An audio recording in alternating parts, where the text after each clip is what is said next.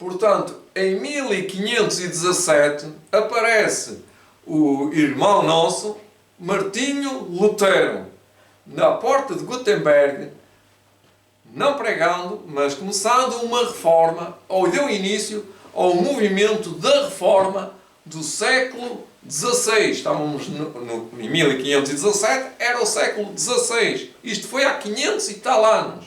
Há quase 507 anos. A mais. Mas a Igreja Católica não estava descansada. Ela fez avarias, como costuma dizer. Em 1563, fez o Concílio de Trento, que é a tradição acima de tudo. E a tradição acima de tudo era, puseram em marcha uma levada de pessoas de caráter duvidoso para destruir, assim é que é a palavra que se tem de ser dita, os pregadores não pregam, tenho que pregar eu, para destruir a reforma da Bíblia, a reforma da verdade. Portanto, a reforma não avançou muito, avançou com muita dificuldade. E até agora tem estado travada a reforma, sendo sido travada com todos os travões. Até com os travões da Igreja Católica. Pronto. Até com os travões da Igreja Metodista. Até com os travões da Igreja Anglicana. Até com os travões da Testemunha de Jeová. Todas as igrejas estão a travar a reforma. Quase todas as igrejas estão a travar a reforma. É com os calços do dinheiro. A Igreja termina em declínio. A Igreja que estamos a falar, a Igreja de Tiatira, ela fechou num grande declínio espiritual. E chegamos à Igreja de Sardes. E o que é que disse Jesus à Igreja de Sardes? Em Apocalipse 3, 1 a 4. E ao anjo da igreja que está em Sardo, Sardo quer dizer cântico de alegria ou que permanece, escreve: isto diz o que tem os 7 Espíritos de Deus e as 7 estrelas. Eu sei as tuas obras, que tens nome de que vives e estás morto. Pior ainda, era uma religião morta. Sê vigilante e confirma os restantes que estavam para morrer, porque não achei as tuas obras perfeitamente diante de Deus. Lembra-te, pois, onde tu caístes, do que tens recebido e ouvido, e guarda-o, e arrepende-te. E se não vigiares, virei a ti, sobre ti, como um ladrão, e não saberás a que hora há de vir sobre ti. E virei. Mas também tens em Sardo algumas pessoas, cá está o resto, o remanescente, que não se contaminaram os seus vestidos, como as Jezabéis, com os Nicolitas, com os falsos profetas. E comigo andarão de branco, porquanto são dignos disso. Ficamos por aqui, pelo texto bíblico. Vamos então à história da igreja de Sardo. A igreja de Sardo, ou de Sardes, diz que, embora ele, Lutero, descrevia a mudança que Deus fez em seu coração por meio da fé em Cristo, senti que meu coração se confortava.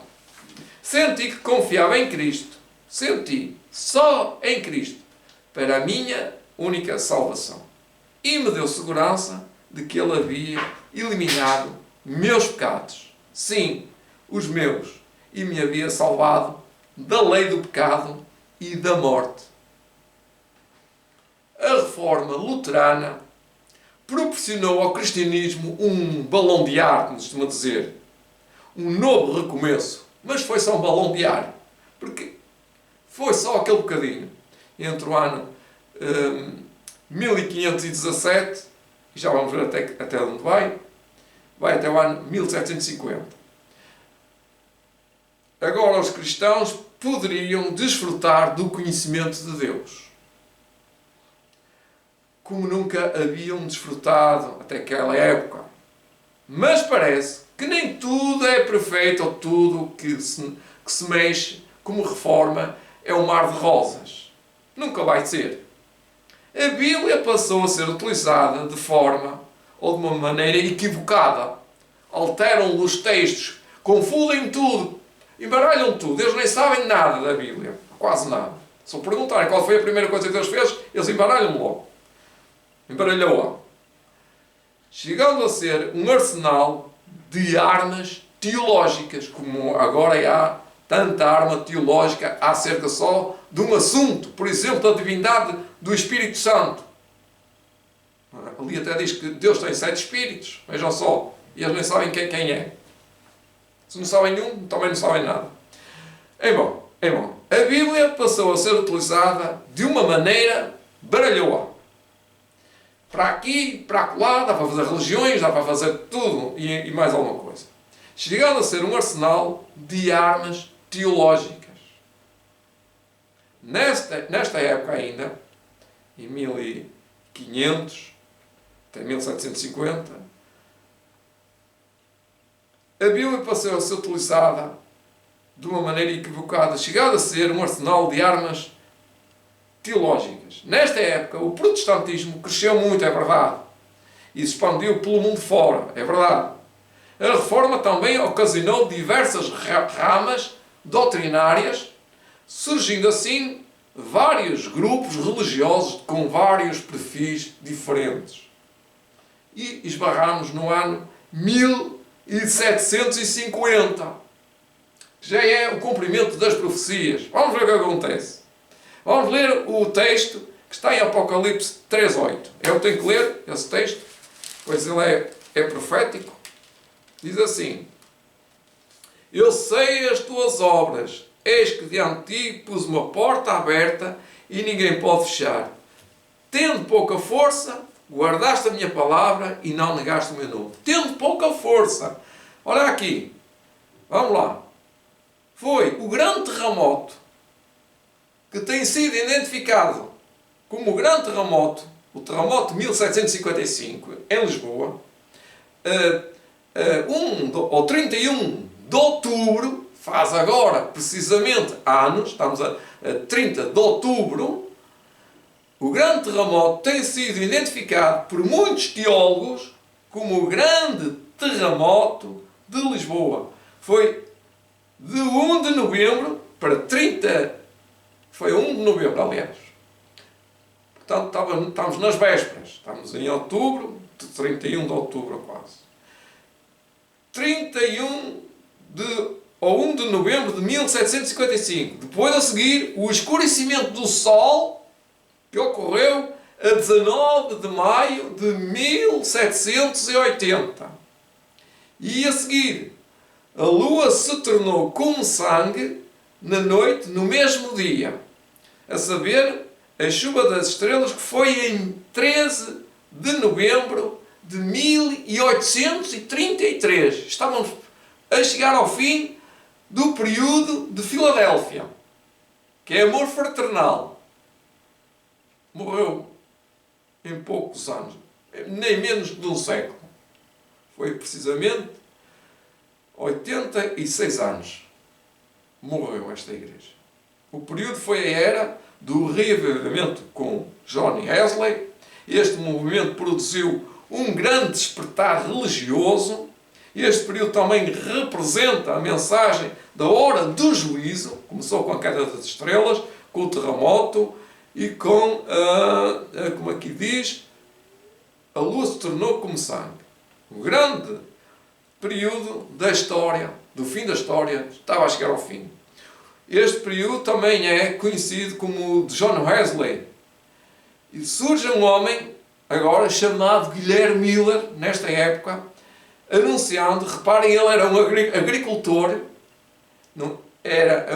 agricultor, surge um homem chamado Guilherme Miller, anunciando a volta de Jesus para o dia 22 de 1844.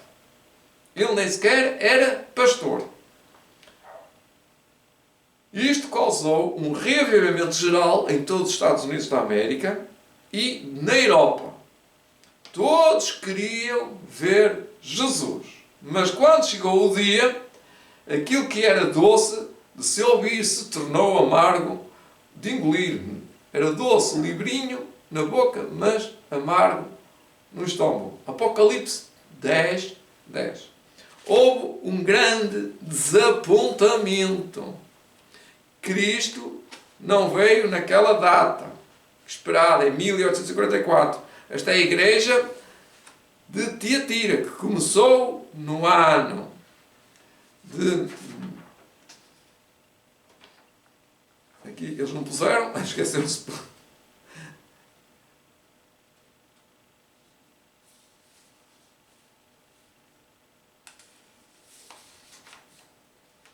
Aqui, tem que estar aqui. Foi do ano 1750 a 1844. Cristo não veio naquela data. Mas naquele dia, Jesus estava abrindo a porta do santuário no céu e começou a primeira fase do juízo final.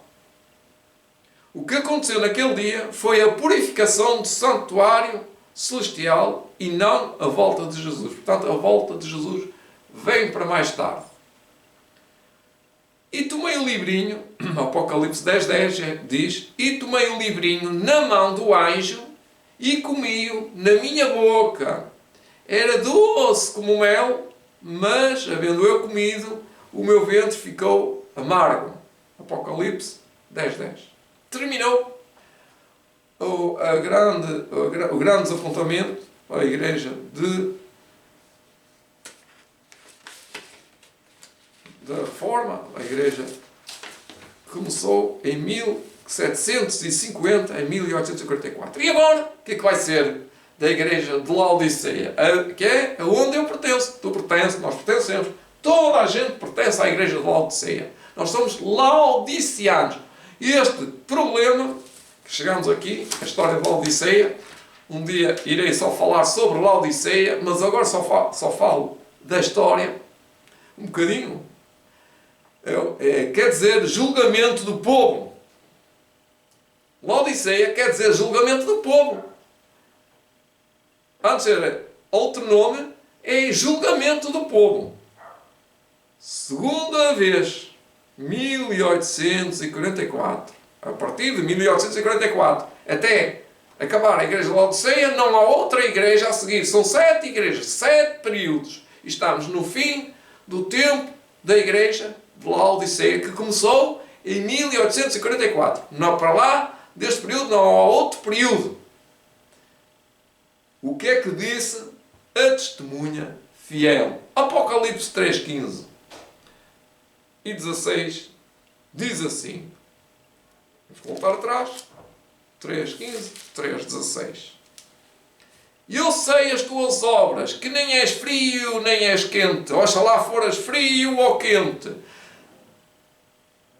E assim, porque és morno e não és frio nem quente, vomitar-te-ei da minha boca. Eu já estudei a história de Laodiceia. É uma história de uma montanha onde tinha águas termais que vinha por um aqueduto e como aquele aqueduto atravessava aquelas pedras todas da montanha, quando chegava à cidade era uma água morna. E ninguém gostava. As pessoas diziam, água morna. E faziam assim. É isso o que quer dizer vomitar-te-ei da minha boca, porque nem és quente, nem és frio. És uma água morna. Antes fosses frio, água fria eu gosto.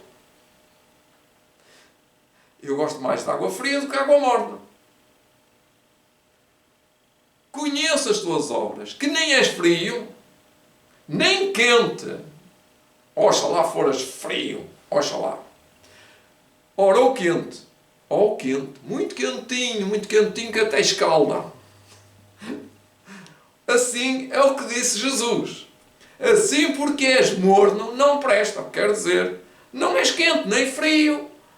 Vomitar-te-ei da minha boca. Isto é no juízo investigativo.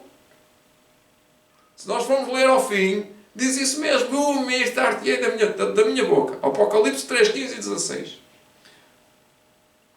e será para uma próxima oportunidade que nós falaremos mais sobre isso. Neste período, que é o período que eu vivo, tu vives desde 1844, nós pertencemos à Igreja de 1844, ao último período, e este período da Igreja é verdadeiramente o último parágrafo. E em Apocalipse revela as características desta Igreja. Eu queria chamar a atenção de vermelho, de ruge, como querem chamar,